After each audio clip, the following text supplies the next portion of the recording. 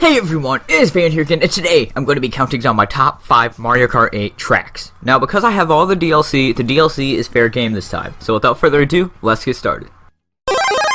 Starting off with one of the tracks inspired by a retro game, Excitebike Arena. This track is designed based off of the retro game Excitebike.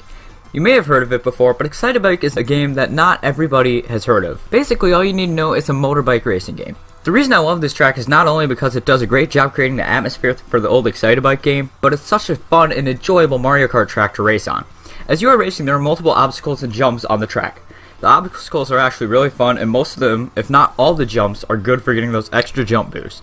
But it does not stop there. You know those obstacles I was talking about before? Yeah, every time you race, the track is generated differently, so you never know exactly what to expect, adding a fresh and new experience every time you race on it. The retro atmosphere, along with how fun it is to race on, makes it hard to think that anything would be better.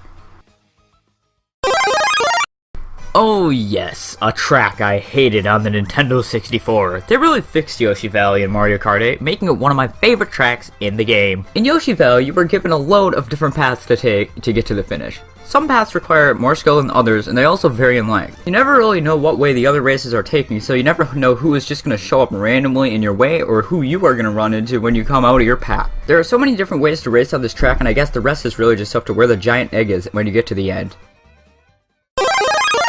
And we have another track based on a retro game, Mute City. Yeah, big surprise. If you don't already know, Mute City is a track from the classic game F-Zero. Mute City is just as you would expect it to be, fast. And there are many ways to gain speed on this track. You can use the spin boost from pegs that are set in the middle of the track, you can use spin boost off of other racers, and last but not least, you can make sure you have a lot of coins. In Mario Kart, your coin amount determines your current max speed. With that in mind, the only way to get coins on this track besides from somebody else is to use boost panels, classic from F-Zero. You ride over one of these panels and you get coins just like that. This is a really cool twist to add to the already retro feeling, built with the remixed Mute City theme and the fast-paced track. Another F-Zero track?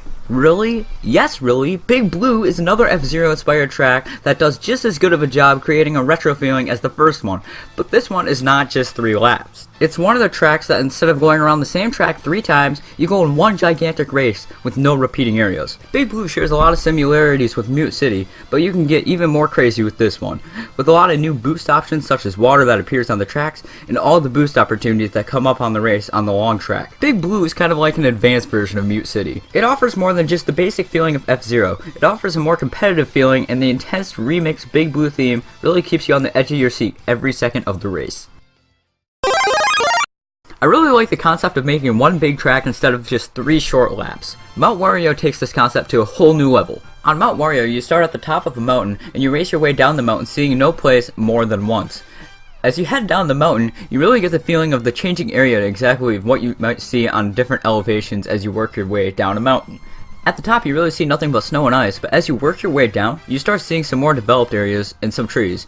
And as you finally get to the end, you start seeing what looks like a skiing mountain and some Shy Guys, Toads, and Koopas along the side to cheer you on. And as you get to the very end of the track, you see a giant crowd waiting for you. I also think this is the only track that lets you do a ton of satisfying jump boosts one after another. I really love the feeling that Mount Wario creates of actually going down a mountain, and it does a great job with the concept of making one long track. With all that being said, Mount Wario is my favorite track in Mario Kart 8. Anyways guys, these have been my top 5 favorite Mario Kart 8 tracks. Be sure to leave your top 5 favorite Mario Kart 8 tracks in the comments section below. So yeah, thank you guys all so much for watching this video, very much appreciate it. Be sure to subscribe if you're new to the channel, be sure to leave a like, that says to support me. Be sure to follow me on Twitter and all the other social media below. So yeah, thank you guys all so much for watching this video, very much appreciate it, as usual. Bye!